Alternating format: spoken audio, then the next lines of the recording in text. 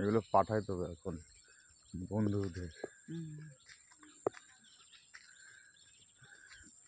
আমি বলছি তুই কোথায় যাচ্ছিস, কত দূরে, কীরকম জায়গা, পাঠাবি।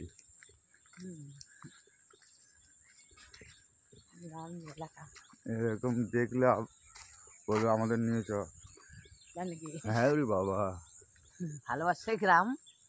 গ্রাম ভালোবাসে কি, আমার বন্ধু বান্ধবরা খুব মিশুকে, জানো তো। তাই তো থাকে।